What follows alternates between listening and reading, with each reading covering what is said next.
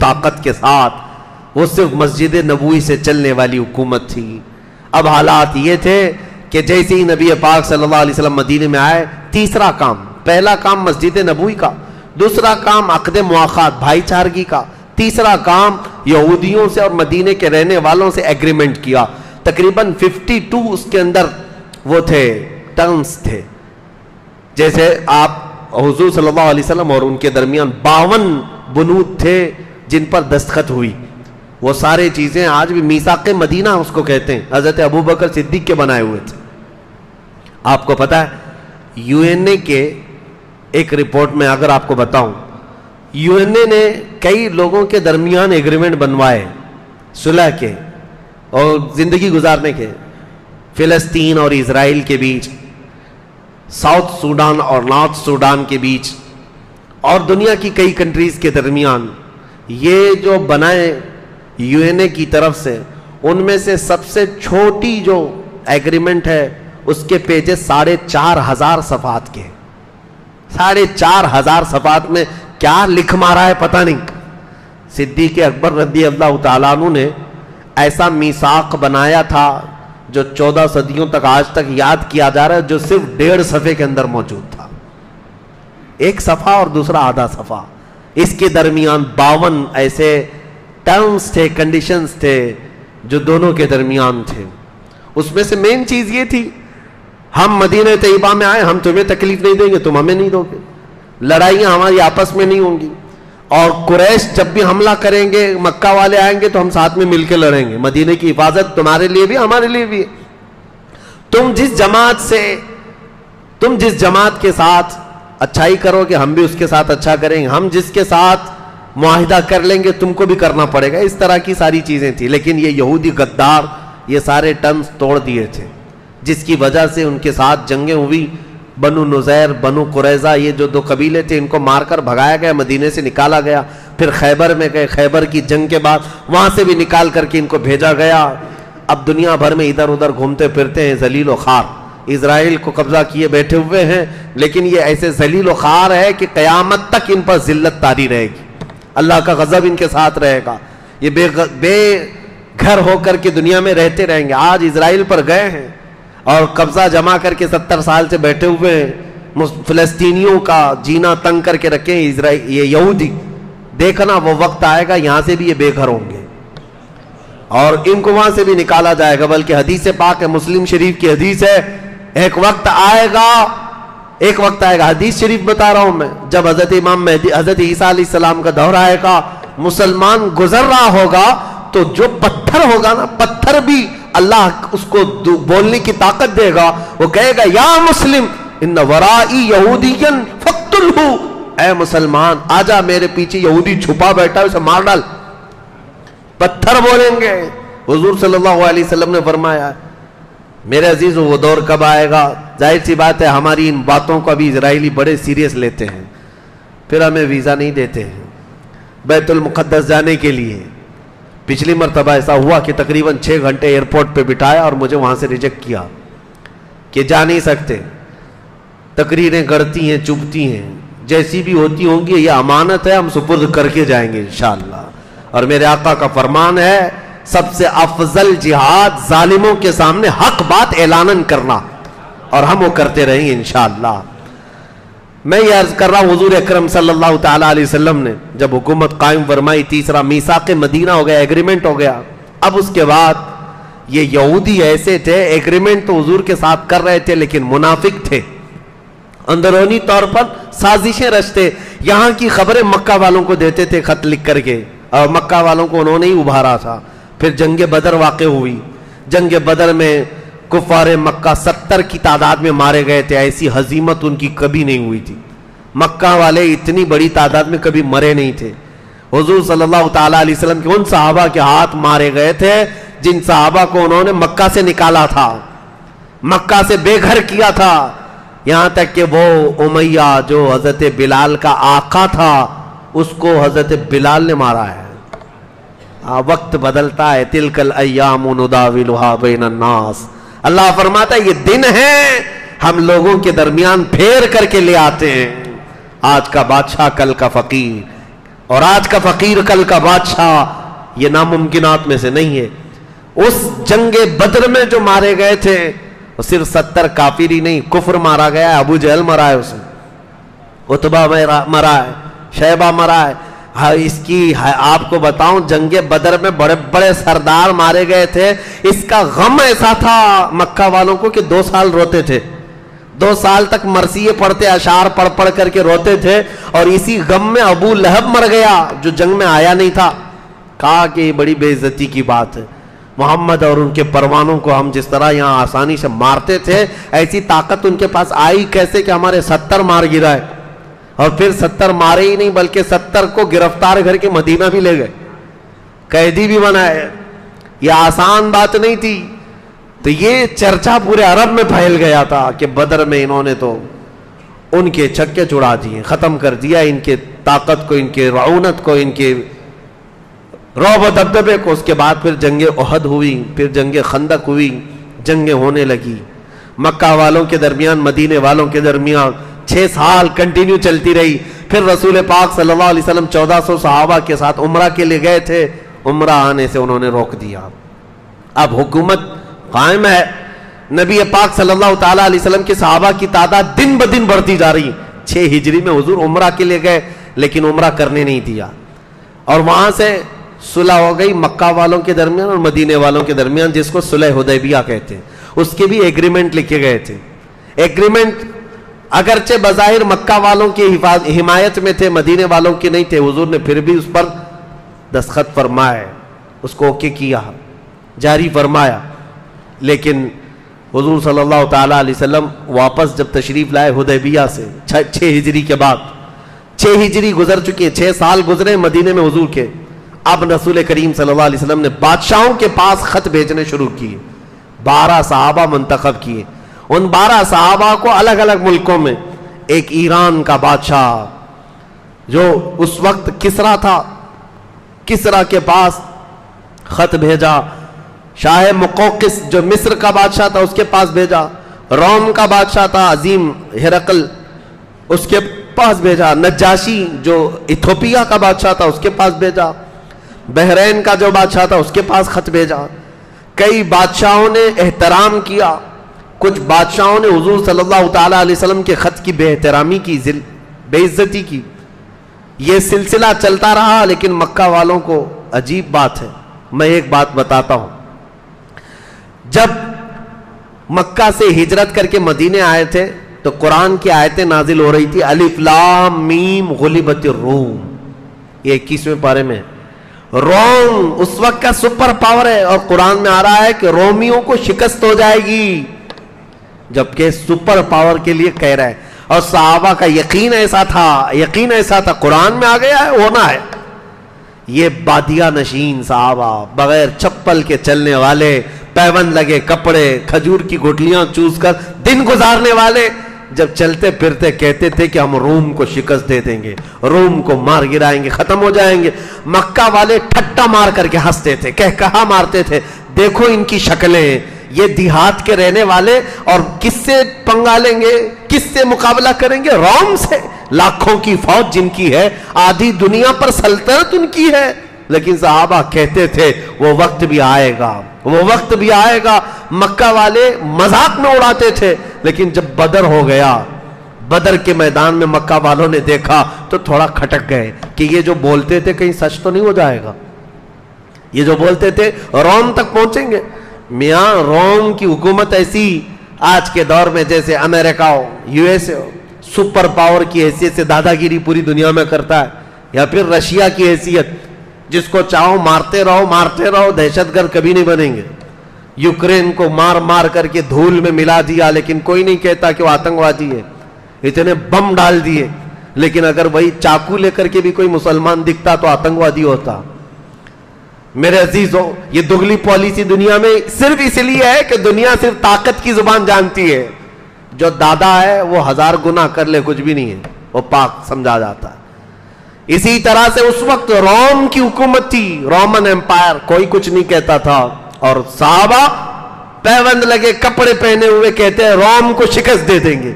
میں سوچتا ہوں کیسا یقین تھا اور کیسا جذبہ تھا۔ آج دنیا میں لوگوں سے کہیں تو کہتے مولانا اتنی بڑی بڑی باتیں مت کرو, ہم تو مائنورٹی میں, کیا کر لیں گے ہم یہاں پہ, ہم چھوٹی تعداد میں, بڑی باتیں مت کریں, حالات صحیح نہیں ہے.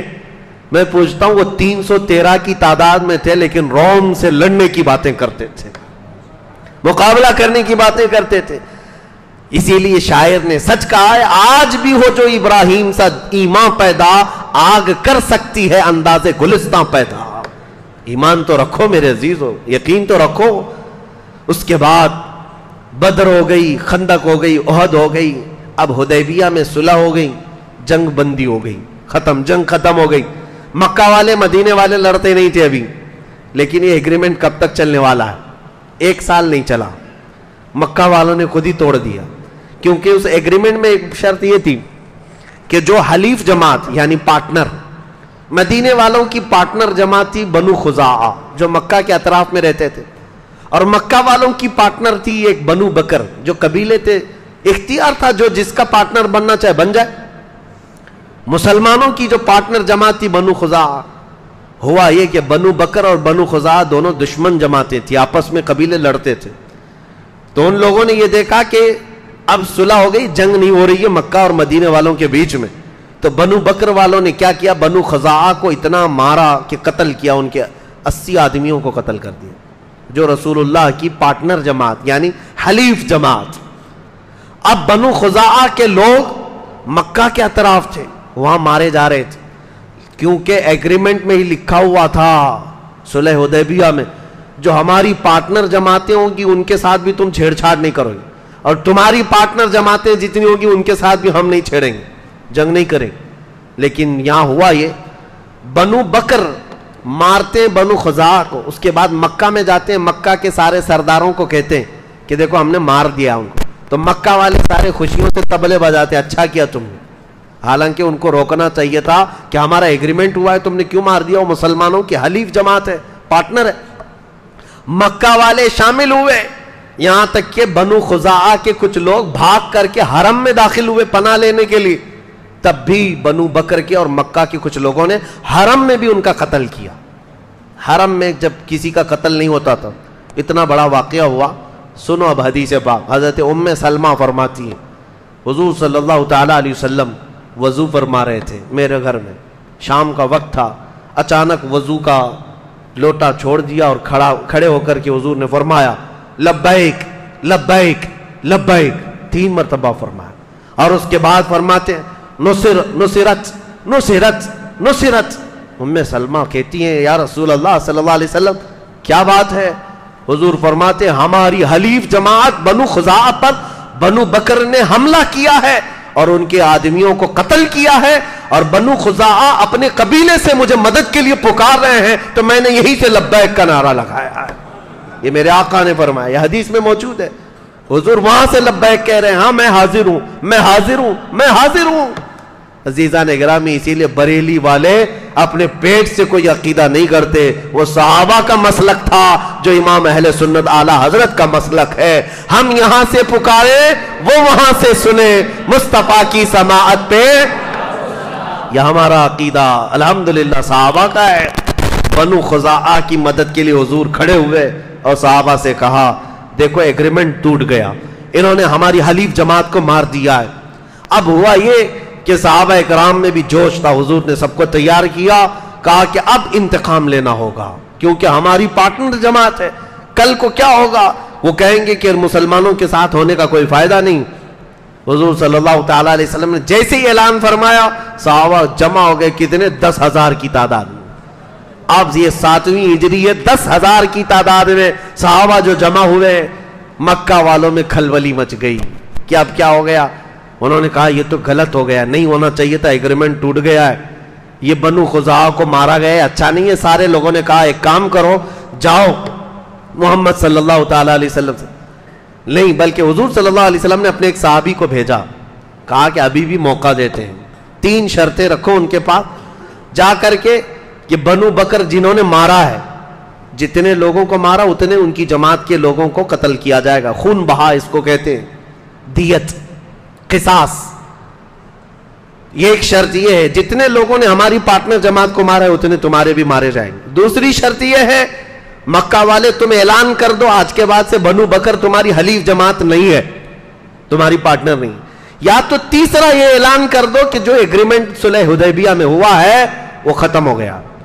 حضور کے ایک قاصد صحابی مکہ آئے, ان لوگوں سے کہا کہ 3 شرطیں رسول اللہ نے بیان کی. مکہ والوں نے ٹھٹا مار کر کے کہا تینوں بھی منظور نہیں ہمیں, نہ ہم کسی کے خون کا بدلہ دیں گے, نہ ہم اپنی پارٹنر جماعت کا ساتھ چھوڑیں گے, اور اگر تم یہ کہتے ہو ایگریمنٹ ہے یا نہیں ہے جاؤ بول دو کہ ایگریمنٹ ختم ہو گیا.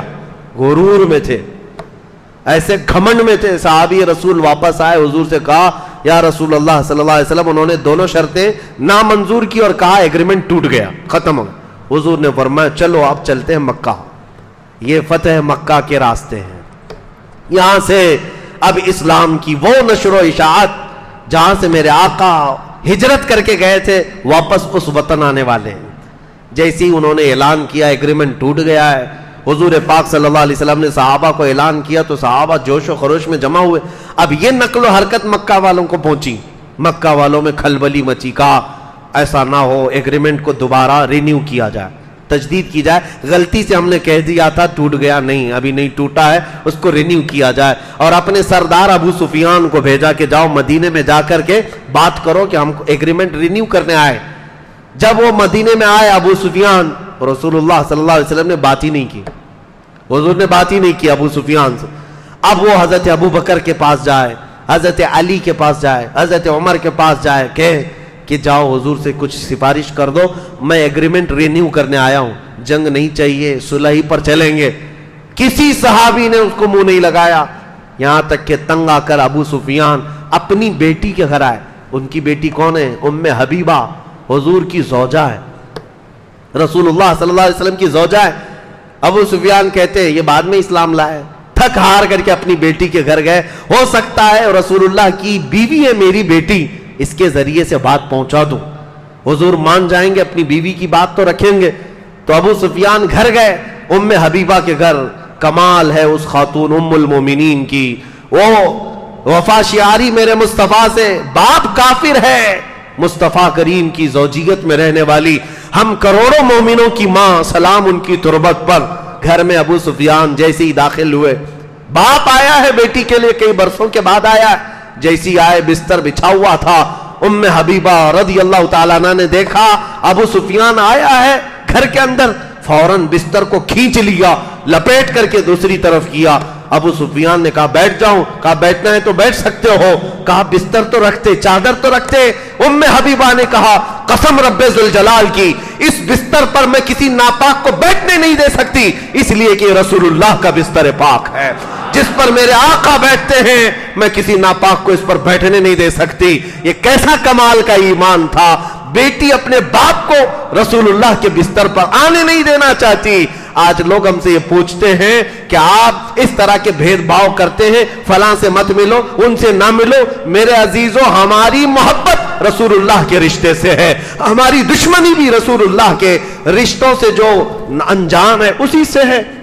اسی کو بات رکھو, یہ ہمارا پیدا کیا ہوا مسلک نہیں ہے. حضرت ام حبیبہ نے اپنے باپ کا بھی خیال نہیں کیا. اگر میرے رسول کا نہیں ہے تو نہ میرے گھر کا ہے نہ میرا باپ ہے. یہ عقیدہ ہماری ماں سے ملا ہوا, ام المومنین سے ملا ہوا. ابو سفیان جو یہ خیال لے کر کے آئے کہ بیوی کی بات رسول اللہ مان لیں گے, یہاں سے سفارش ہوگی. ابو سفیان کہتے ہیں اس عورت کو میں کیا بتاؤں, کیا سفارش کروں جو بیٹھنے کے لیے مجھے بستر بھی رکھنا نہیں چاہتی, چادر بھی نہیں بچھاتی. بہت مایوس ہو کر واپس مکہ لوٹ آئے. ابو سفیان واپس آئے, لیکن صحابہ میں سے کچھ صحابہ نے کہا ایک کام کرو ابو سفیان, تم یہاں کھڑے ہو کر کے ایسے اعلان کر کے چلے جاؤ کہ میں نے پھر سے رینیو کر دیا ہے ایگریمنٹ کو. وہ کھڑے ہو کر کے مسجد نبوی کے پاس زور زور سے اعلان کر کے گئے. تو اس کا کیا اثر ہوگا؟ کسی نے ہاں کہا, لبیک کہا, حضور نے اس پر منظوری دی نہیں. مکہ واپس آ کر کے کہا, مکہ والوں نے پوچھا کیا ہوا کیا ہوا, ایگریمنٹ رینیو ہو گیا؟ کہا نہیں, کسی نے میری سنی تو نہیں, لیکن میں نے زور سے اعلان کر دیا ہے, میں نے زور سے بتا دیا ہے. جیسے بھاشن کوئی پی ایم دے کر کے چلا جائے, کسی کو سمجھ میں آئے نہ آئے, بول تو دیا ہے نا, ہم نے تو کنڈم کیا ہے, مذمت کیا ہے. اسی طرح کا اس زمانے کا وہ تھا. کہا میں نے تو بول دیا. مکہ والوں نے پوچھا کسی نے اس پر لبیک کہا؟ ہاں کہا ہے. کہا نہیں کسی نے نہیں کہا. تو کہا پھر اس رینویشن کا کیا مطلب ہے؟ یہ تجدید کہاں ہے یہ؟ اس کے بعد بات ہوئی. مکہ والوں نے کہا اب تیار ہو جاؤ, محمد صلی اللہ علیہ وسلم وہ فوج لے کر کے آئیں گے جس کا مقابلہ ہم میں سے کوئی نہیں کر سکتا. بات حقیقت تھی. 7ویں ہجری تھی اور ذی القعدہ کا مہینہ تھا. رمضان گزار کر کے نبی کریم صلی اللہ تعالی علیہ وسلم صحابہ کو اعلان کرتے ہیں. صحابہ نکل پڑے. مدینے کے جتنے صحابہ تھے سب نکلے ہیں, اور حتیٰ کہ حضور کی جتنی ازواج مطہرات تھی سب سفر میں ساتھ تھی. جب رسول پاک چلتے آئے اور یہاں تک کہ راستے میں حضور کی جتنی حلیف جماعتیں تھیں, یعنی جو پارٹنر قبیلے تھے, سب ساتھ ہوتے گئے. مکہ سے ابھی 35 کلومیٹر دور یہ لشکر جرار میرے آقا کا تھا. ارے 313 کا مقابلہ کرنے کی سکت نہیں تھی. آج تو 10,000 کی تعداد میں آ رہے تھے. 10,000 کی تعداد. جب حضور صلی اللہ تعالیٰ علیہ وسلم صلح کر رہے تھے 1 سال پہلے, حضرت عمر بڑے بے قرار تھے, بہت بے قرار تھے. وہ کہہ رہے تھے ہم کیوں دب کر صلح کر رہے ہیں, ان سے جنگ کریں گے, ان کو ماریں گے. حضور یہی فرما رہے تھے اے عمر, میری آنکھیں جو دیکھ رہی وہ تم نہیں دیکھ سکتے. میرے مصطفیٰ سال بھر پہلے وہی دیکھ رہے تھے کہ اللہ تعالیٰ اس شان کے ساتھ مکہ میں داخل کرے گا. عزیزان گرامی 35 کلومیٹر دور یہ پڑاؤ کیا ہے لشکر. اچانک اسی حالت میں مکہ میں کھلبلی مچی. سب تتر بتر ہیں. اب نہ جنگ کرنے کی طاقت تھی نہ سامان تھا, بلکہ بڑے بڑے رئیس, ان کے سردار جتنے گرو گھنٹال تھے وہ اسی جنگوں میں مارے گئے تھے. ابو جہل بھی نہیں تھا, ابو لہب بھی نہیں ہے, عتبہ شیبہ, بڑے بڑے سردار مرے ہوئے تھے. جو کچھ بچی کچی جماعت کو لے کر چلنے والے ابو سفیان. اور ابو سفیان حضرت عباس کا خاص دوست تھے. حضرت عباس کون ہے؟ حضور کے چچا ہیں. حضرت عباس ابو سفیان سے کہتے ہیں میں تیرا کام کراتا ہوں. مکہ میں ابو سفیان کو ساتھ لیے اور کہا حضور صلی اللہ علیہ وسلم ابھی مکہ آئے نہیں, 35 کلومیٹر دور ہے. حضرت عباس رات کے وقت ابو سفیان کو اپنی اونٹنی پر بٹھا کر لے آئے. چل رسول اللہ کے پاس تجھے سامنے کر دیتا ہوں, جتنا کیا گیا ہے سب ہے وہ معاف کر دیں گے. ابو سفیان جنگ بدر میں سامنے ہے, احد میں سامنے ہے, خندق میں سامنے ہے, ہر جنگ میں حضور کے سامنے ہے. ابو سفیان خالی جنگ کرنے والے نہیں بلکہ سب کو ابھارنے والے. اور اس شخص کو پکڑ کر حضرت عباس لے آ رہے ہیں اور یہ کہتے ہوئے مجھے یقین ہے محمد عربی پر, چلو چلتے. ابو سفیان ساتھ آ گئے. رات کا وقت تھا, قافلہ پڑاؤ کیا ہے رسول اللہ کا, دوسرے دن مکہ میں داخل ہونے والے. حضرت عباس جیسے ہی آ رہے تھے, کیونکہ وہ اسلام لائے ہوئے تھے, آ رہے تھے ابو سفیان کو لے کر کے حضور کے خیمے پہنچنے والے تھے. اس سے پہلے حضرت عمر کی نظر پڑ گئی. بچ بچا کر کے تو آئے تھے, حضرت عمر دیکھ لی خیمے سے باہر آئے, جلال کے ساتھ ایک ایسا اعلان کیا کہ پورے خیمے میں لوگوں کی نیند اڑ گئی. کہا کہ یہ کافر کو کہاں سے لایا گیا ہے, اس عظیم دشمن رسول کو کہاں سے لایا گیا ہے. حضرت عباس نے کہا جلدی چلو رسول اللہ کے خیمے میں داخل ہو جاؤ, نہیں تو عمر چھوڑے گا نہیں. حضور صلی اللہ تعالیٰ علیہ وسلم کے خیمے میں داخل ہو گئے. ابھی یہ لوگ گئے ہی تھے کہ حضرت عمر پیچھے سے آ گئے. کہا یا رسول اللہ اس شخص کا کیا کرنا ہے, آج آخری وقت ہے, آپ بتا دیں میں تلوار لے کر کے آیا ہوں, اب ابو سفیان دوبارہ مکہ نہیں جائے گا. حضور صلی اللہ تعالیٰ علیہ وسلم نے کہا عمر تلوار نیچے رکھو, تلوار نیچے کرو. تھوڑی دیر رکا, حضرت عباس سے پوچھا کس لیے آئے. کہا یا رسول اللہ ابو سفیان صرف امن کی آپ سے خیرات لینے آیا ہے کہ آپ امان دے دیں, کل آپ داخل ہونے والے مکہ میں ابو سفیان کے ساتھ کچھ نہیں ہوگا. حضور صلی اللہ تعالیٰ علیہ وسلم نے یہ بھی نہیں فرمایا کہ تو کلمہ پڑھ رہا ہے نہیں پڑھ رہا ہے, کچھ نہیں کہا. حضرت عباس نے کہا ٹھیک ہے, ابو سفیان کو میں نے امان دے دیا اور پچھلا جو کچھ کیا تھا اس کو بھلا دیا گیا. ایک جملے میں میرے مصطفیٰ نے بڑی بڑی جنگوں میں مقابل میں آنے والے کو معاف کر دی. اسی لیے تو میرے عزیزوں, ہم 1000 گناہوں کا بوجھ لیے ہوئے بھی اگر کوئی امید رکھتے ہیں تو اس تاجدار مدینہ سے رکھتے ہیں جس کا دربار کھلا ہے. شاعر نے سچ کہا ہے, نہ کوئی عمل ہے سنانے کے قابل, نہ منہ ہے تمہارے دکھانے کے قابل, لگاتے ہیں اس کو بھی سینے سے آقا جو ہوتا نہیں منہ لگانے کے قابل. میرے آقا صلی اللہ تعالیٰ علیہ وسلم کے دربار میں اسی لیے ہم پہنچتے ہیں. بریلی والے امام کی سنو یوں ہی نہیں پکار کر کہا تھا, پھر کے گلی گلی تباہ، ٹھوکریں سب کی کھائی کیوں، دل کو جو عقل دے خدا تیری گلی سے جائے کیوں۔ حضور پاک صلی اللہ علیہ وسلم نے ابو سفیان کو معاف کیا اور کہا جاؤ کل کے دن دوپہر میں فلاں پہاڑی کے اوپر تم کھڑے رہنا۔ حضور چاہتے تھے کہ ابو سفیان کو دکھایا جائے لشکر اسلام کیسے مکہ میں داخل ہو رہا ہے۔ ابو سفیان ایمان لائے ہوئے نہیں، اسلام قبول کیے ہوئے نہیں۔ دوسرا دن تھا، 20 رمضان کی تاریخ ہے، جمعہ کا دن ہے، اللہ اکبر، رمضان المبارک کا مہینہ ہے۔ صحابہ اکرام نے حضور نے کئی جماعتوں میں صحابہ کو تقسیم کیا تھا۔ سب سے آگے اس 10,000 فوج کی جماعت میں سب سے آگے بندہ جو جھنڈا لے کر چل رہا تھا وہ صحابہ میں کوئی بہت بڑے صحابی جلیل نہیں، حضرت ابوبکر، حضرت عمر، حضرت عثمان، حضرت علی نہیں، یہ خلفاء اجلہ صحابہ میں سے جو جلیل القدر نہیں۔ حضور نے اس فوج کے مقدمے میں سب سے آگے جھنڈا دے کر جس کو رکھا تھا وہ بلال حبشی تھے، حضرت بلال حبشی تھے۔ حضور صلی اللہ تعالیٰ علیہ وسلم نے ان کو آگے رکھا تھا۔ مکہ والے یہ منظر دیکھیں جس بلال کے پیروں میں رسیاں ڈال کر تم کھینچتے تھے اور گرم ریت پر لٹا کر اس بلال کے جسم کو تم نے گلا دیا تھا، چربی نکل جاتی تھی، اس بلال کو تم مارتے تھے۔ آج وہ بلال جھنڈا اٹھائے ہوئے خانہ کعبہ کی طرف رواں دواں ہے، بڑھتا چلا آ رہا ہے، اور ایسے یہ چوک در چوک فوج داخل ہونے لگی۔ اللہ اکبر، قرآن پاک میں اس کا ذکر آیا ہے۔ اللہ تعالیٰ نے قرآن میں فرمایا ہے، حضور صلی اللہ تعالیٰ علیہ وسلم پر یہ آیتیں نازل ہوئی ہیں کہ لقد صدق اللہ رسولہ الرؤیا بالحق لتدخلن المسجد الحرام ان شاء اللہ آمنین محلقین رؤوسکم ومقصرین لا تخافون۔ اے محبوب، اللہ نے آپ کے خواب کو پورا کر دیا، آپ کی یہ پوری جماعت کے ساتھ آپ امن کے ساتھ مکہ میں داخل ہو رہے ہیں بغیر کسی خوف کے۔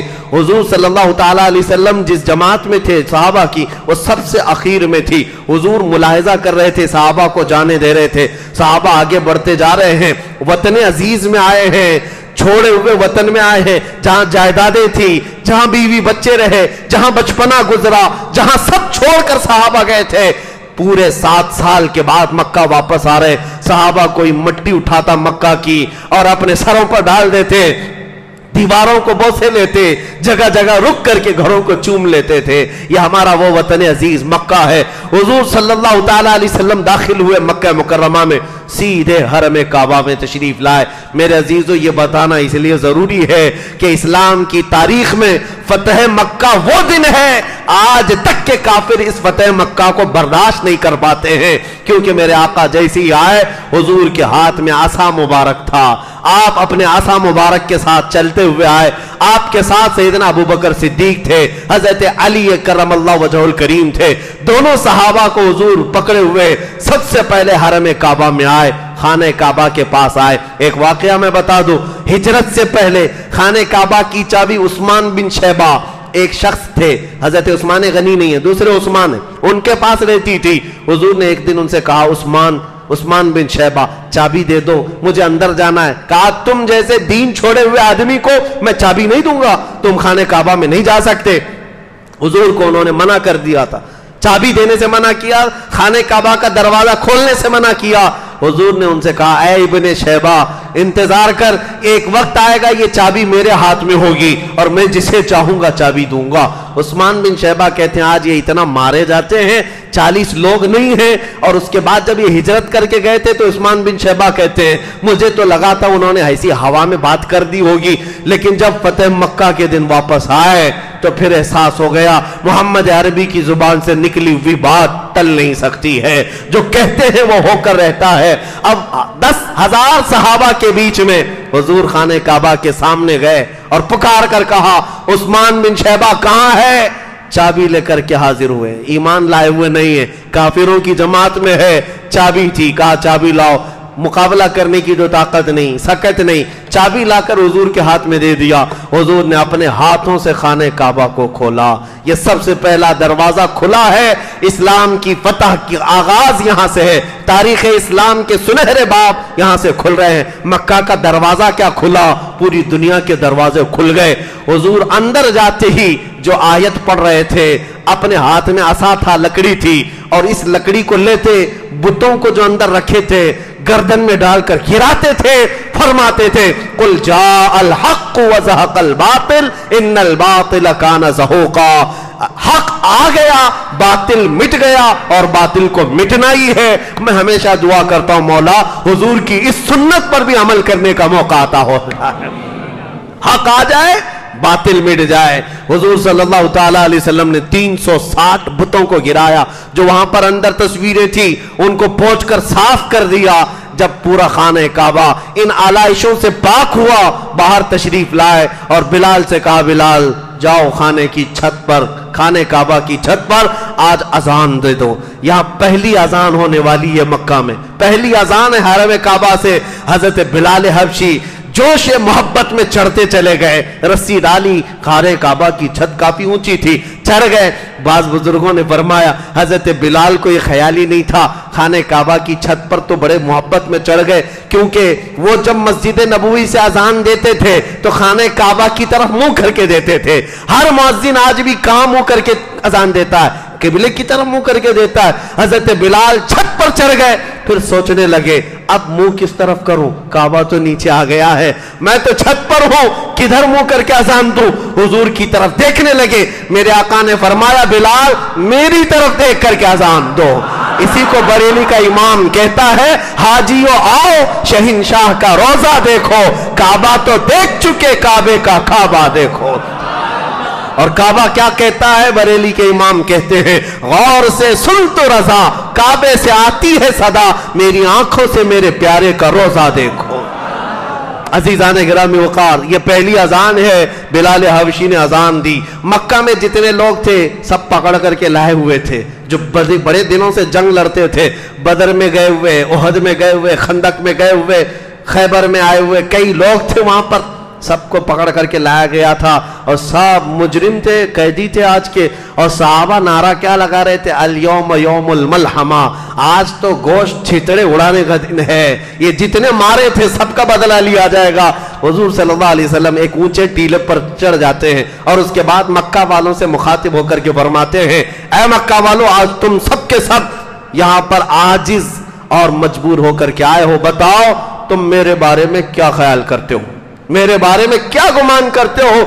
मक्का वालों ने एक ही जुबान से कहा, अंत करीमुन इब्नु करीमिन व अखुन करीमिन, आप करीम हैं, शरीफ हैं, आपके बाप भी करीम थे, आप करीमों के भाई हैं, आपसे सखावत के अलावा हम कोई उम्मीद नहीं रखते। हुजूर ने सहाबा से कहा, जो नारा लगा रहे हो अल यौम यौमुल मलहमा, बंद करो, आज छितड़े उड़ाने का दिन नहीं है। अल यौम यौमुर रहमा, आज रहम करने का दिन है। इला तस्रीब अलैकुमुल यौम इज़हबू अंतुमुत तुलक़ा, मेरे आका ने फरमाया, जाओ मक्का वालों, आज तुमसे कोई पूछताछ नहीं होगी, तुम सब के सब आज माफ कर दिए गए। ये पहला ऐलान था। अबू सुफियान दौड़े हुए आए, वो हिंदा आई जिन्होंने अमीर हमजा का कलेजा चबाया था, ओहद के मैदान में कलेजा चबाया था, सीना चाक करके, वो सब आए हुजूर सल्लल्लाहु ताला अलैहि वसल्लम के दरबार गोहरबार में। आते ही अर्ज किया, अशहदु अल्ला इलाहा इल्लल्लाह व अशहदु अन्न मुहम्मद रसूलुल्लाह। मेरे आका सल्लल्लाहु अलैहि वसल्लम के अखलाक करीमा ने ऐसे सख्त दिलों को मोम कर दिया था, जो किसी के सामने झुकते नहीं थे, वो आस्ताने नबवी में आज झुक गए, सब झुक गए। यहां तक कि सफवान एक शख्स है, बहुत सख्त दुश्मनी, जिसके बाप का कत्ल हो गया था बदर में, वो हजरत उमैर बिन वहब, एक सहाबी, हजरत उमैर बिन वहब, जिनके बेटे को हुजूर के पास कैदी बनाया गया था और वो कत्ल करने के लिए मदीने आए थे हुजूर का, तलवार को जहर में बुझाकर। ये सफवान और उमैर दोनों बहुत करीबी साथी थे, काबे के हतीम में बैठ करके दोनों ने मशवरा किया था और हुजूर का कत्ल करने के लिए उमैर बिन वहब आए थे। मदीने में आया, हुजूर ने पूछा क्यों आए हो, कहा बेटा मेरा कैदी आपके पास खैर खैरियत लेने आया। हुजूर ने फरमाया सच बताओ, वो बात बताओ जो हतीम काबा में बैठ कर करके आए हो। وہ غیب دان نبی نے اتنا کہا تھا، عمیر بن وہب کے ہاتھ سے تلوار چھوٹ گئی، کلمہ پڑھ لیا، ایمان لائے، اور واپس آئے تو دوست ابھی ایمان لایا ہوا نہیں تھا صفوان، وہ چھوڑ دیا۔ عمیر بن وہب کو ڈانٹنے لگا، تجھ کو تو قتل کرنے بھیجا تھا، تو خود مسلمان ہو گیا۔ اب صفوان کو بہت سمجھاتے تھے لیکن سمجھتا نہیں۔ جس دن فتح مکہ ہوا اس نے کہا کہ میں یہاں ان کے سامنے قیدی اور مجبور بن کر کے رہنے سے خودکشی کرنا پسند کرتا ہوں۔ گھوڑا لے کر دوڑ پڑا، کہا کہ میں سمندروں میں جا کر کے چھلانگ لگاؤں گا اور ڈوب کے مر جاؤں گا لیکن محمد کے ہاتھ میں نہیں ہوں گا۔ اتنا کٹھور دل۔ عمیر بن وہب آئے، کہا کہ یہ خودکشی کرنے جا رہا ہے، سوسائڈ کرنے جا رہا ہے۔ دوڑتے ہوئے آئے، کہا دیکھ محمد صلی اللہ علیہ وسلم نے ابو سفیان کو معاف کیا، ہندا کو معاف کیا، سب کو، تو کون سا بڑا ہے، آجا۔ کہا نہیں میں نہیں آ سکتا۔ تھوڑی دیر کے بعد پوچھنے لگا کیا وہ مجھ جیسے کو معاف کریں گے؟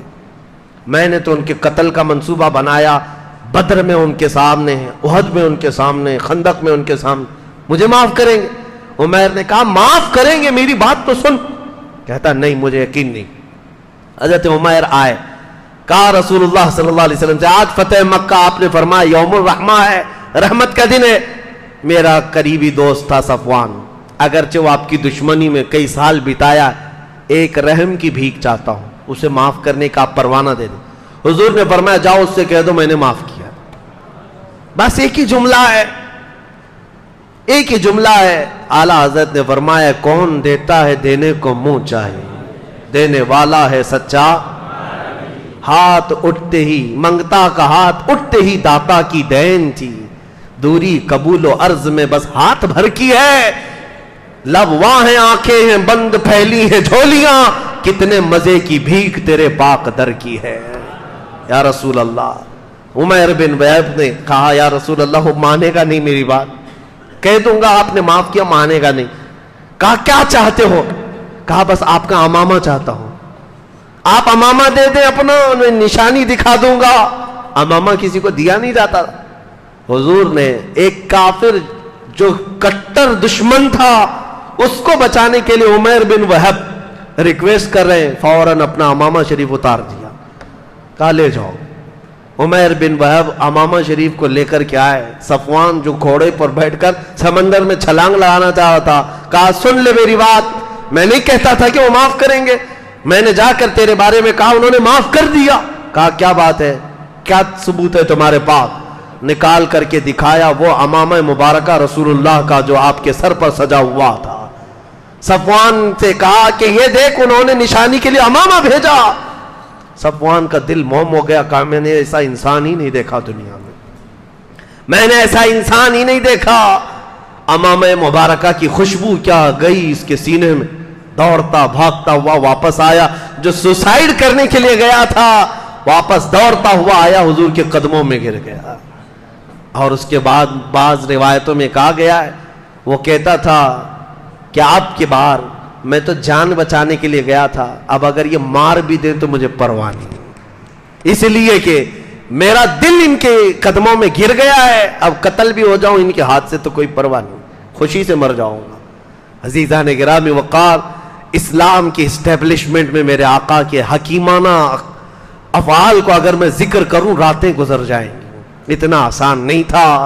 فتح مکہ کے بعد کیا رسول کریم صلی اللہ تعالی علیہ وسلم اس دن عمرہ فرماتے ہیں، عمرہ کے بعد فوراً آپ مدینہ طیبہ کے لیے رخصت ہو رہے تھے تو یہ اعلان فرمایا تھا، اے مکہ میں تجھ سے بے حد محبت کرتا ہوں، کاش مکہ والوں نے مجھے نہ نکالا ہوتا تو میں زندگی بھر کبھی مکہ چھوڑ کر نہ جاتا۔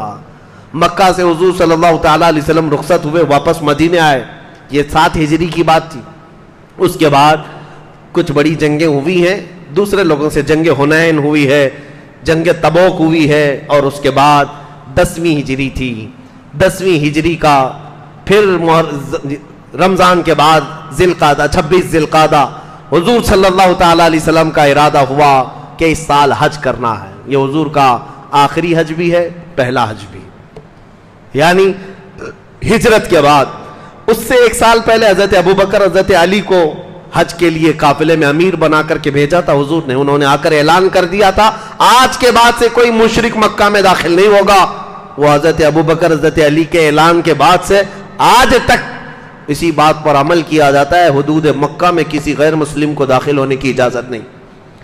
10ویں ہجری تھی، حضور نے جیسے ہی اعلان فرمایا کہ اس سال حج کے لیے جانا ہے، خبر ایسی پھیل گئی، پورے عرب کے قبیلے جتنے مسلمان ہوئے تھے جوق در جوق قافلوں میں شریک ہونے لگ گئے، مدینے آ گئے۔ مدینے آئے اور حضور صلی اللہ تعالیٰ علیہ وسلم نے ابیار علی سے اپنا احرام باندھا، جس کو آج مسجد علی کہتے ہیں، وہاں سے احرام باندھا۔ یہ 26 ذی القعدہ کا دن تھا اور یہاں سے چلتے ہوئے حضور صلی اللہ تعالیٰ علیہ وسلم 4 ذی الحجہ کو مکہ مکرمہ میں داخل ہوئے، غسل فرمایا۔ حضور نے قران کا احرام باندھا تھا، عمرہ اور حج دونوں ملا کر کے۔ اس وقت مکہ پہنچنے تک صحابہ کی جو جماعت بڑھتی گئی وہ تقریباً 1,20,000 کی تعداد تھی۔ 1,20,000 کے قریب صحابہ سب جمع ہوئے، حضور کے ساتھ حج کرنا ہے، کون نہیں کرتا، سب جمع ہو گئے تھے۔ ساری ازواج مطہرات بھی حضور کے ساتھ تھیں۔ عمرہ کرنے کے بعد نبی کریم صلی اللہ تعالیٰ علیہ وسلم اب حج کے ارکان خود بنفس نفیس سکھا رہے تھے، سارے ارکان سکھا رہے تھے۔ طواف کس طرح کیا، حجر اسود کو کس طرح چوما، صفا مروہ پر کیا کیا دعائیں کی، صحابہ ایک ایک چیز نوٹ کرتے جا رہے تھے، کیونکہ یہ شریعت بننے والی ہے، قیامت تک آنے والوں کے لیے مشعل راہ ہے۔ ہر عمل کی حفاظت صحابہ کر رہے تھے۔ پھر 7 ذی الحجہ کو حضور صلی اللہ علیہ وسلم نے محرم یعنی حرم پاک میں خطبہ دیا، 8ویں ذی الحجہ کو مینا میں تشریف لائے، پورا دن قیام کیا۔ 9 ذی الحجہ کو عرفات میں آئے، عرفات کا میدان، حضور کا یہ آخری خطبہ ہے، حجۃ الوداع، جو دستور حیات ہے سارے مسلمانوں کے لیے قیامت تک کے لیے۔ حضور نے وہاں پر جو خطبہ دیا تھا، یا ایھا الناس انا خلقناکم من ذکر و انثی وجعلناکم شعوبا وقبائل لتعارفوا، اے لوگو، اللہ تبارک و تعالیٰ نے ہمیں مذکر و مؤنث پیدا کیا، مرد اور عورت پیدا کیا، تمہارے درمیان قبیلے بنائے گئے تاکہ تمہاری تعریف ہو تم پہچانے جا سکو۔ یاد رکھو تم سب کے سب آدم کی اولاد ہو اور آدم کو مٹی سے بنایا گیا ہے۔ آج کے بعد نہ کسی گورے کو کالے پر فضیلت ہے، نہ کسی امیر کو غریب پر فضیلت ہے، اگر کسی کو فضیلت ہے تو صرف تقوی کی بنیاد پر ہے۔ اللہ کے نزدیک صرف وہی معزز و مکرم ہے۔ عورتوں کے حقوق کے لیے حضور صلی اللہ علیہ وسلم نے فرمایا ان کے ساتھ بدسلوکی کرنے سے ڈرو، ان کے ساتھ برا سلوک کرنے سے ڈرو۔ باندیوں کے حقوق بتائے، مزدوروں کے حقوق بتائے، پڑوسیوں کے متعلق بتایا، اور پھر اخیر میں فرمایا تم میں سے جو حاضر ہے وہ غائب تک میرے پیغام کو پہنچا دو۔ اس خطبے کے بعد حضور نے ایک جملہ فرمایا، میں نے جو کچھ بھی کہا ہے اس کو محفوظ رکھ لو، ہو سکتا ہے آج کے بعد اس جگہ پر میں دوبارہ تم سے ملاقات نہ کر سکوں۔ اور پھر وہ آخری آیت قرآن کی، 23 سال سے قرآن نازل ہو رہا تھا، آیت نازل ہوئی، الیوم اکملت لکم دینکم واتممت علیکم نعمتی ورضیت لکم الاسلام دینا۔ اللہ نے فرمایا 6 پارے کی آیت ہے، آج کے دن تمہارا دین مکمل ہو گیا۔ اللہ فرماتا ہے میں نے اپنی تمام نعمتیں مکمل تم کو دے دی اور تمہیں اسلام دے کر میں راضی ہوا۔ قرآن کی آخری آیت تھی۔ حضور نے فرمایا قرآن کے نازل ہونے کا سلسلہ بند ہو گیا، اب میرے بعد کوئی نبی نہیں آنے والا ہے۔ صحابہ خوش ہو گئے، قرآن کمپلیٹ، دین کمپلیٹ، نظام کمپلیٹ۔ کسی دین میں ایسی بات آئی نہیں تھی۔ یہودی کہتے ایسی آیت ہمارے اندر نازل ہوتی تو ہم ہر سال عید مناتے۔ صحابہ تو خوش تھے، دین کمپلیٹ ہو گیا، لیکن ایک کونے میں بیٹھے ہوئے ابو بکر صدیق کو روتے ہوئے صحابہ نے دیکھا، غم کے آنسو تھے۔ صحابہ قریب گئے، کہا آج خوشی کا دن ہے، یہ عرفات کا دن ہے اور آخری آیت نازل ہوئی، قرآن کمپلیٹ ہو گیا ہے، اللہ کی کتاب مکمل ہو گئی، رونے کا سبب کیا ہے؟ حضرت ابو بکر کہتے ہیں اے صحابہ تم میں سے کسی کو شاید یہ نہ معلوم ہو، آخری آیت اترنے کا مطلب دین تو کمپلیٹ ہو گیا، لیکن اس کا دوسرا معنی یہ ہے اب ہمارے مصطفیٰ کریم اب ہمارے درمیان زیادہ دن تک نہیں رہیں گے، زیادہ دن تک نہیں رہیں گے۔ وجہ یہ ہے کہ وہ اللہ کے رسول دین پہنچانے آ گئے تھے، دین مکمل ہو گیا تو اب وہ رسول ہمارے درمیان نہ رہیں گے۔ صحابہ میں سب سے پہلے سمجھنے والے اس بات کو صدیق اکبر تھے۔ واپس حضور یعنی ذی الحجہ میں ہی 14 یا 15 ذی الحجہ کو حضور صلی اللہ تعالی وسلم رخصت ہو گئے، مکہ مکرمہ سے مدینہ طیبہ تشریف لائے۔ یہ حضور صلی اللہ تعالی علیہ وسلم کا آخری حج تھا۔ یہاں پر حضرت हुजूर अकरम सल्लल्लाहु अलैहि वसल्लम मदीने तशरीफ लाए, मामूल के मुताबिक बात चल रही थी, मुहर्रम का महीना गुजरने को था। सफर आते ही हुजूर सल्लल्लाहु अलैहि वसल्लम की तबीयत अलील हुई। ये सफर का महीना था, तबीयत अलील हुई। नबी पाक सल्लल्लाहु अलैहि वसल्लम एक दिन मस्जिद नबवी में तशरीफ लाए और मिंबर पर खड़े होकर के खुतबा दिया। ऐ मेरे सहाबा, अल्लाह ने अपने एक बंदे को इख्तियार दिया है, चाहे तो वो दुनिया ले ले, चाहे तो अल्लाह के पास आ जाए, लेकिन उसके बंदे ने दुनिया छोड़ दी, अल्लाह के पास जाने को इख्तियार कर लिया है। सहाबा के सामने हुजूर ऐसी मिसालों में बहुत सारी बातें बताते थे। बंदे के तौर पर हजरत अबू बकर फूट फूट करके रोने लग गए। साहबा ने कहा, अबू बकर वो तो रसूलुल्लाह मिसाल दे रहे हैं, किसी बंदे को अल्लाह ने इख्तियार दिया है। हजरत अबू बकर कहते, तुम नहीं समझते, वो बंदा कोई और नहीं, वो मोहम्मद रसूलुल्लाह है। अल्लाह ने उन्हें इख्तियार दिया है, चाहे तो दुनिया में रह जाएं या अल्लाह के पास जाएं। क्या तुम नहीं सुनते हो? रसूलुल्लाह ने वो इख्तियार कर लिया है कि वो अल्लाह के पास जाएंगे। अब यहां से हुजूर सल्लल्लाहु अलैहि वसल्लम की अलालत शुरू हुई, तबीयत खराब हुई, बीमारी बढ़ती गई, बुखार शिद्दत से आने लगा। पूरा सफर का महीना इसी तरह गुजरा। सफर का महीना खत्म होने के बाद कई निशानियां ऐसी हैं, हुजूर कभी तशरीफ लाते और कुछ अहम बातें बताते। अंसार सहाबा को जमा किया और ऐसी बातें की कि अंसार इतना रोए थे, उनकी दाढ़ियां भीग गई थी। अंसार कहते हैं, तुम मेरे लिए ऐसी ही हो जैसे पेट में मैदा होता है, मैदे के बगैर इंसान नहीं रहता, तुम मेरे लिए ऐसी हो। अंसार सुनो, दुनिया की कौमें बढ़ती जाएंगी, अंसार घटते जाएंगे, इतने रह जाएंगे जैसे आटे में नमक की तरह, लेकिन तुम पर बहुत बड़ी जिम्मेदारी है। तुमने जो मुझे देखा, तुमने जो मुझे सीखा, हर चीज तुम पूरी दुनिया में पहुंचाओगे। अंसार साहबा हुजूर की ये बातें सुनते सुनते आंखों से अश्क ऐसे रवाते भीग गए थे। फिर वो दिन आया, रबीउल अव्वल शरीफ का महीना शुरू था। रसूल करीम सल्लल्लाहु ताला अलैहि वसल्लम 7वीं रबीउल अव्वल या 8वीं रबीउल अव्वल शरीफ को हुजरे में गए और अपनी तमाम असवाज मुतहरात को बुलाया, जितनी बीवियां थी। हुजूर सल्लल्लाहु अलैहि वसल्लम की उस वक्त 9 बीवियां करीब थी। सबको बुलाया और कहा, क्या तुम में से किसी के पास सोना चांदी है, किसी के पास जेवरात है? साहब तमाम अज़वाज ने पूछा, क्या बात? कहा, अगर किसी के पास है तो चाहे तो सदका कर दे, खैरात कर दे। अज़वाज मुतहरात ने पूछा, आप इस तरह की बात क्यों कर रहे हैं? हुजूर फरमाते हैं, इसलिए कि मैं रब्बुल आलमीन की बारगाह में जाने वाला हूं। मैं ये नहीं चाहता कि इस हाल में जाऊं कि मेरे घर में सोना चांदी जमा हो, मेरे घर में दुनिया का माल पड़ा हो। तुम चाहो तो खैरात कर दो, हराम नहीं है, पहनना नाजायज नहीं है, लेकिन मेरी ख्वाहिश ये है कि मैं मौला की बारगाह में फकीराना अंदाज में जाऊं, मेरे घर में कोई दौलत ना रहे। अज़वाज मुतहरात ये खुतबा दिया और फिर कहा, देखो बारी के तौर पर मैं तुम्हारे घरों में आता था। एक दिन ज़ैनब के घर, एक दिन सलमा के घर, एक दिन हफ्सा के घर, एक दिन सफिया के घर, रज़ी अल्लाह ताला अन्हुन्ना अजमाइन, सबके घरों जाते थे। हुजूर ने फरमाया, अगर तुम सब अपनी बारियां कुर्बान करके आयशा को देना चाहो तो सोच लो, ताकि मैं आयशा के घर आराम करूं। सारी अज़वाज मुतहरात ने देखा हुजूर की तबीयत अलील है। सबों ने कहा, हुजूर सल्लल्लाहु अलैहि वसल्लम आयशा को बहुत प्यार करते हैं, आयशा से बहुत मोहब्बत करते हैं। हम सबों ने अपनी बारियां कुर्बान की। या रसूल अल्लाह, आप हमारे घर बारियों में ना आए, कोई मुज़ायका नहीं, आप आयशा के घर आराम फरमाएं। सबों ने अपनी बारियां उम्मुल मोमिनीन आयशा के लिए कुर्बान कर दी। हुजूर सल्लल्लाहु अलैहि वसल्लम हुजरे आयशा में ही आराम करने लगे। ये हुजरे आयशा वही है जिसको पूरी दुनिया आज सुनहरी जालियों के नाम से जानती पहचानती है। ये आयशा सिद्दीका तय्यबा ताहिरा का मकान है, हुजरे आयशा है। रसूलुल्लाह उसमें आराम करते रहे। 2 दिन ऐसे गुजरे, हुजूर मस्जिद नबवी में नहीं आए, सहाबा को नमाज पढ़ाने नहीं आए। हुजूर सल्लल्लाहु ताला अलैहि वसल्लम हज़रत अबू बकर सिद्दीक को इमामत के लिए आगे कर दिए, तुम नमाज पढ़ाओ। हजरत अबू बकर नमाज पढ़ाते थे। सिद्दीक अकबर ने 17 नमाजें पढ़ाई।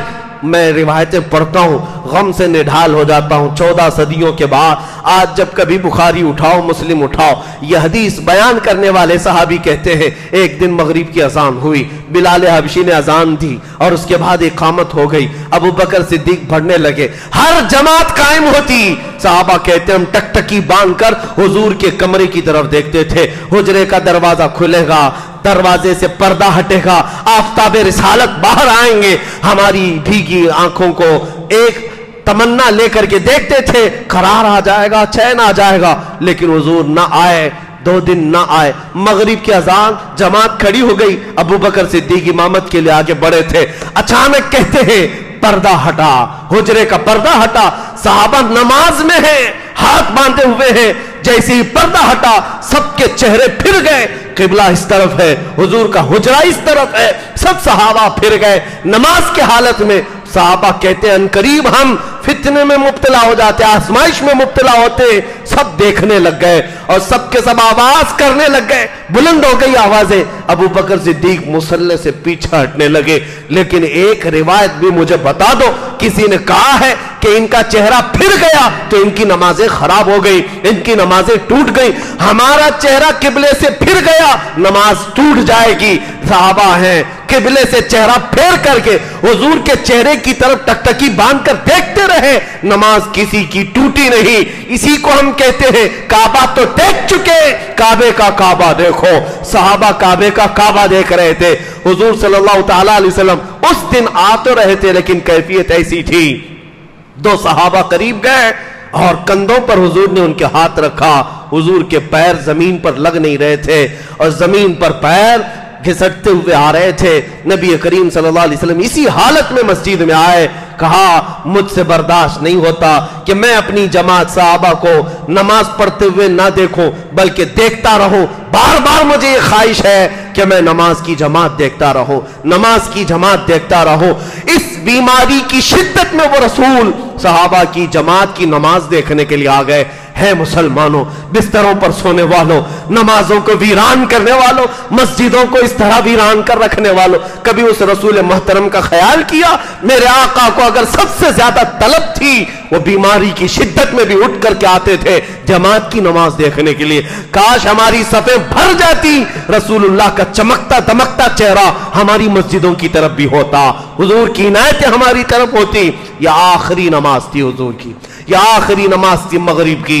इसके बाद हुजूर जो हुजरे में गए, वापस तशरीफ न लाए।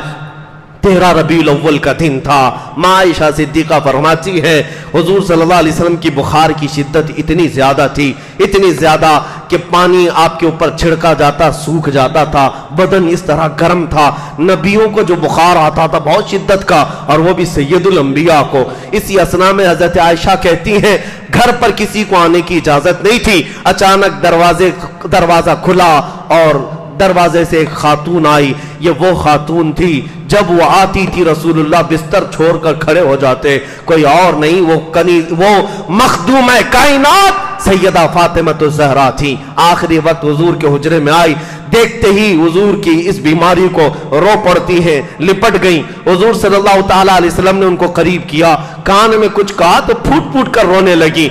उनका रोना हुजूर को देखा ना गया। फिर करीब किया, फातिमा सुनो एक और बात कहता हूं। कान में कुछ और कहा, वो हंसने लग गई, मुस्कुराने लगी। हजरत आयशा कहती मैं हुजरे में थी, मुझे भी पता नहीं क्या कहा उन्होंने, क्या सुना। बाद में मैंने फातिमा से पूछा था, फातिमा तुम पहली बार आई थी, हुजूर ने कुछ कहा तो तुम रो रही थी, फिर कुछ कहा तो हंस रही थी, क्या बात है? हजरत फातिमा कहती है पहली बार मेरे बाबा ने कहा मैं दुनिया छोड़ जा रहा हूं फातिमा, मैं रुखसत हो रहा हूं। मैंने इतना सुना था, बर्दाश्त ना हुआ। उस अजीम बेटी को कैसे बर्दाश्त होगा जिसने 4 साल के छोटे उम्र में हुजूर सल्लल्लाहु तआला अलैहि वसल्लम के साथ होने वाली मसाइब को देखा था। पता है हरम काबा में जब हुजूर सजदे के लिए जाते, ऊंट की गंदी ओजड़ियां मक्का के कुफार हुजूर की पीठ पर लाकर फेंक देते। उस वक्त उठाने वाला कोई नहीं, ये नन्हे नन्हे हाथों से उठाने वाली फातिमा तो ज़हरा होती थी। वो अपने बाप की पीठ से इन आलाइशों को निकालती और हमेशा हुजूर सल्लल्लाहु अलैहि वसल्लम के साथ खड़ी रही, हर वक्त अपने बाप के साथ रहने वाली। और हुजूर भी जब फातिमा आती थी खड़े हो जाते थे। हुजूर सल्लल्लाहु अलैहि वसल्लम उठ जाया करते अपनी बेटी के लिए। वो फातिमा को जब ये कह दिया जाए कि आज मैं जा रहा हूं, क्या बीत रही होगी? हुजूर ने कहा रो मत, करीब आओ। दूसरी मर्तबा हुजूर ने उनके कान में क्या कहा? हजरत आयशा से वो कहती है बाबा ने मेरे ये कहा था फातिमा गम न कर, मेरे जाने के बाद मेरे खानदान में सबसे पहले जो मेरे पास आएगा फातिमा वो तुम होगी। ये हुजूर की बशारत थी। यही तो बात है कि हुजूर के इंतकाल के 6 महीने के बाद ही हजरत फातिमा का इंतकाल हो गया, सिर्फ 6 महीने। और इन 6 महीनों में हजरत फातिमा को किसी ने मुस्कुराते भी नहीं देखा, हंसते भी नहीं देखा। رسول کریم صلی اللہ تعالیٰ علیہ وسلم کی آخری لمحات ہے. کلیجہ آج بھی منہ کو آ جاتا ہے بیان کرنے کے لیے. وہ 14 صدیوں پہلے کے حالات تھے. نبی کریم صلی اللہ تعالیٰ علیہ وسلم ماں عائشہ صدیقہ کے سینے پر ٹیک لگائے ہوئے آرام کر رہے تھے. حضرت عائشہ کہتی ہیں آخری غذا جو حضور کے منہ میں گئی ہے وہ میں نے مسواک چبا کر کے حضور کو دیا تھا. حضور نے میرا چبایا ہوا مسواک اپنے منہ میں رکھ لیا. حضرت عائشہ کہتی ہے میرا لعاب تھا وہ حضور کے منہ مبارک میں آخری مرتبہ گیا. نبی کریم صلی اللہ تعالیٰ علیہ وسلم بار بار ایک جملہ کہہ رہے تھے نزع کی شدت بہت زیادہ ہے, سکرات کا وقت بہت بھاری ہے, بہت بھاری. اور اسی اثنا میں ملک الموت داخل ہوئے. حضرت عائشہ سے حضور نے کہا عائشہ حجرے کے دروازے پر موت کا فرشتہ آیا, ملک الموت وہ اجازت لے رہا ہے اندر آنے کی, اور آج اس نے مجھ سے اجازت لی ہے, اس کے بعد اب وہ کسی سے اجازت لے کر نہیں آئے گا. اس کو اجازت دے دی رسول اللہ نے. حضور صلی اللہ تعالیٰ علیہ وسلم نے اجازت دینے کے بعد جو پہلا اس سے سوال کیا, کہا ملک الموت اسرائیل تم میری روح قبض کر کے رب العالمین کی بارگاہ میں لے جانے کی اجازت لینے آئے, اس سے پہلے یہ بتاؤ یہ نزع اور یہ سکرات کے درد کی جو شدت ہے کیا میری امت پر بھی آئے گی؟ جو نہ بھولا ہم غریبوں کو رضا, یاد اس کی اپنی عادت کیجیے. یہ وقت تو ایسا ہوتا ہے جب باپ بیٹے کو نہیں پہچانتا, اپنا نام لوگ بھول جاتے ہیں موت کے قریب, کوئی نہیں پہچانتا کسی کو, لیکن قربان جاؤ میرے مصطفیٰ کو. اس وقت پوچھتے ہیں میری امت, میری امت. اور امت کا حال یہ ہے کہ بھولی بیٹھی ہوئی. اس امت کے سامنے ہزاروں گالیاں دے دی اس رسول کو. امت کے کھڑے ہونے کا وقت کب آئے گا؟ امت کب بیدار ہوگی؟ جس رسول نے ہمیں آخری لمحات میں بھی نہیں فراموش کیا. آج امت مزے لے رہی ہے, مال کے مزے, دولت کے مزے, حسن و جمال کے مزے, حکومت کی لالچ. یہ قوم اپنے رسول کو کب سے بھولی بیٹھی ہے. عرب کے ظالموں, تمہیں اللہ تعالیٰ نے آج دولت سے بہت زیادہ سرفراز کیا ہے, تو یہ نہ بھولو سب کچھ ملا ہے رسول کے صدقے میں ملا ہے.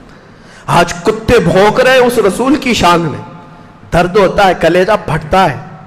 میں دعا یہی کرتا تھا رب العالمین کی بارگاہ, مولا کاش ہمارے کان بہرے ہو جاتے, کاش ہماری آنکھیں اندھی ہو جاتی, ہم یہ حالات نہ دیکھتے. قسم رب ذوالجلال کی مولا میری ماں کو کوئی 1000 گالیاں دے دے, میرے باپ کو کوئی 1000 گالیاں دے دے, برداشت ہوگا, ہم انسان ہیں. لیکن ہماری جانوں سے زیادہ ہم پیار کرتے ہیں اپنے مصطفیٰ کریم سے. ان کی گالیاں سنتے ہیں اور وہ بھی اپنے اسی ملک میں سنتے ہیں. ان ظالم کتوں کے ساتھ ہمیں کھڑے ہونے کی تک سخت نہیں ہے. اسی لیے ہم بے قرار ہو کر, بے چین ہو کر کبھی یہ چلانے لگ گئے تھے کہ آ جاؤ ظالموں ہم آگ میں کودنے کو بھی تیار ہیں. یہ یوں ہی نہیں تھا کہ ہمارا سینہ جلتا ہے, ہمارے کلیجہ پھٹتا ہے. ان کتوں کو کیا خبر کہ ہم اپنے نبی سے کس قدر محبت کرتے ہیں اور ہمارا نبی ہم سے کتنی محبت کرتا ہے. وہ رسول یہ کہتے تھے میری امت کے تلووں میں کانٹا بھی چبھ جائے تو اس کا درد مجھے ہوتا ہے. اس لیے ہم پیار کرتے ہیں اس رسول سے. ہمارا کوئی مسیحا ہے نہیں یہاں پر, سب چاکلیٹ پکڑانے والے, لالی پاپ دے کر بھیجنے والے لوگ ہیں. ہمارے غموں کو, ہمارے درد کو اگر کوئی سمجھ سکتا ہے تو آمینہ کا لال ہے, صرف وہ رسول ہے. وہ آخری وقت تھا اس رسول کا. سیدہ عائشہ کہتی ہے میں باتیں کرتی ہوئی بیٹھی تھی, ملک الموت آئے اور رسول کریم صلی اللہ تعالیٰ علیہ وسلم کی روح پاک کو قبض کر کے رب العالمین کی طرف وہ لے جانے والے تھے. اس وقت اللہ کے رسول کی زبان پر یہ جملے تھے الرفیق الاعلیٰ, الرفیق الاعلیٰ, سب سے اچھا دوست اللہ ہے, سب سے اچھا دوست اللہ ہے. اور پھر یہ جملے تھے رب ہب لی امتی, مولا میری امت, میری امت. پھر زبان خاموش ہو گئی, آنکھیں بند ہو گئی, لیکن سر عائشہ صدیقہ کے سینے سے لگا ہوا تھا. حضرت عائشہ کہتی ہیں سر اتنا بھاری ہو گیا مجھے لگتا تھا کہ میری پسلیاں ٹوٹ جائیں گی, میں نے ہٹایا نہیں. اور حضرت عائشہ کہتی ہے میرے سامنے کبھی میں نے کسی کی روح جاتے ہوئے دیکھا ہی نہیں تھا. میں تو حضور سے باتیں کرتے ہوئے بیٹھی تھی، حضور کافی دیر سے خاموش تھے، میں ہنسانے کی کوشش کرتی، کچھ بولنے کی کوشش کرتی، حضور جواب نہیں دے رہے تھے، خاموش بیٹھی رہی۔ اچانک دروازہ کھلا، میرے باپ ابو بکر صدیق داخل ہوئے، آئے، کہا عائشہ کیا بات ہے؟ کہا حضور کافی دیر سے میری بات کا جواب نہیں دے رہے۔ حضور صلی اللہ تعالی علیہ وسلم کو بستر اقدس پر سلایا، صدیق اکبر نے پیشانی پر ہاتھ رکھا، چیخ نکل گئی۔ وہ صدیق یار غار ایک لمحہ حضور سے جدا ہونے کو برداشت نہیں کرتے، پیشانی کو چوما اور کہا واللہ یا رسول اللہ لن یجمع اللہ تبارک و تعالی لن یجمع موتین علیک، اے اللہ کے رسول قسم رب ذوالجلال کی، دو موتیں کسی پر اللہ جمع نہیں کرے گا، ایک موت آنی تھی وہ آ گئی، ایک موت آنی تھی وہ آ گئی، آپ ہم میں سے چلے گئے۔ حضرت عائشہ کہتی ہیں حضرت ابو بکر کے جملے سن کر کے میرا دل پھٹ گیا، میں نے پوچھا ابا جان کیا میرے رفیق حیات میرے سرتاج نہیں رہے؟ کہا عائشہ اس خبر حقیقت کو تسلیم کر لو، رسول اللہ اب ہمارے درمیان نہیں۔ گھر کے اندر سے آوازیں جیسی آئیں، مسجد نبوی میں جو صحابہ جمع تھے ان کی کیفیت کیا ہوگی؟ جیسی ابو بکر صدیق بار ہے، صحابہ پوچھنے لگے کیسے ہے حضور، حضور کی طبیعت کیسی ہے، بخار کم ہوا؟ صدیق اکبر منبر پر کھڑے ہوئے اور کہا وما محمد الا رسول قد خلت من قبلہ الرسل، محمد اللہ کے رسول ہیں، ان سے پہلے بھی رسول آئے اور چلے گئے۔ ومن افئن مات او قتل انقلب على عقبیہ فلن يضر اللہ شیئا، یاد رکھو وہ انتقال کر چکے ہیں، وفات پا چکے، ان کے بعد اگر تم میں سے کوئی پیچھے پھر گیا، ان کا دین چھوڑ دیا تو اللہ کو کچھ نقصان نہیں پہنچا سکتا۔ یہ آیت سنتے ہی صحابہ کے ہوش اڑ گئے، حالت ایسی تھی، حضرت عثمان کے بارے میں کہتے ان کو کوئی چونٹی کاٹتا تو بھی پتہ نہیں چلتا، پتھروں کی طرح جمے سے میں۔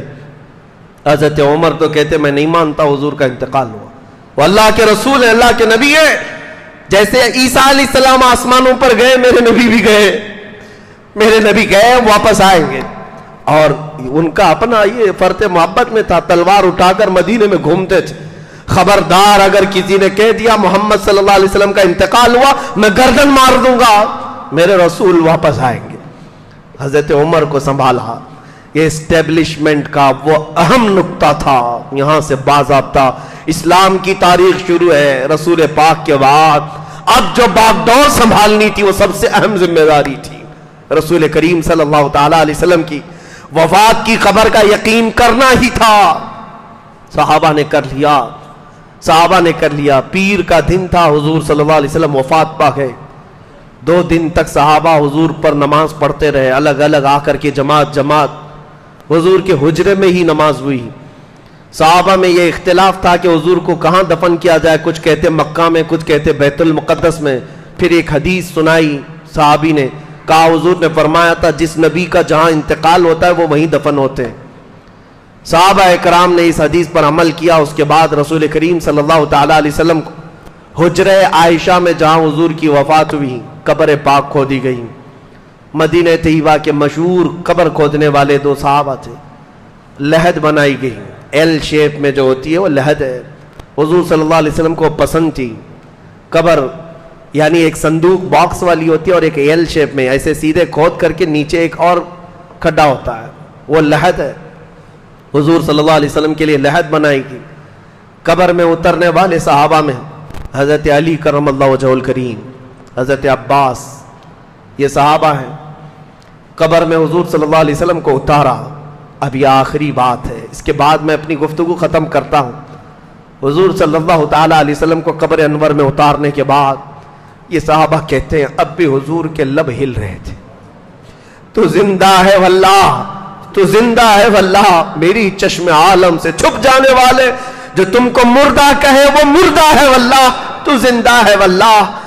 فرماتے صحابی ہم نے کان لگائے، حضور کے لب ہل رہے تھے۔ اس وقت کان سے آواز یہ آ رہی تھی، زبان سے آواز یہ آ رہی تھی کانوں میں، رب اغفر لامتی فانہم لا یعلمون، اے مولا میری امت کو معاف کر دینا اس لیے کہ مجھے نہیں پہچانتی ہے۔ اس کے بعد حضور کی قبر بند کر دی گئی۔ مجھے آج بھی وہ جملے یاد آتے ہیں. اس رسول نے آخری وقت دعا کی تھی, مولا میری امت کو معاف کر دے. اے امتیوں, میں تم سے پوچھتا ہوں, تم نے اپنے رسول کے لیے کتنی مرتبہ ہاتھ اٹھایا؟ اپنے رسول کے لیے کتنی مرتبہ درود کی محفلیں کی؟ کتنی مرتبہ؟ انگلیوں میں گنو گے. وہ رسول تو ایک رات بھی تمہیں فراموش نہیں کرتے تھے. اسی لیے بریلی کے امام نے کہا تھا, ہم غریبوں کے آقا پہ بے حد درود, ہم فقیروں کی ثروت پہ لاکھوں سلام. یہاں اسلام کی تاریخ ختم نہیں ہوتی. میرے آقا کے رخصت ہو جانے کے بعد, حضور کے ہم غریبوں سے پردہ فرمانے کے بعد اسلام کی تاریخ ختم نہیں ہوئی. یہاں سے تاریخ اسلام کا باضابطہ پھر سے ایک دور شروع ہوتا ہے خلافت راشدہ کا.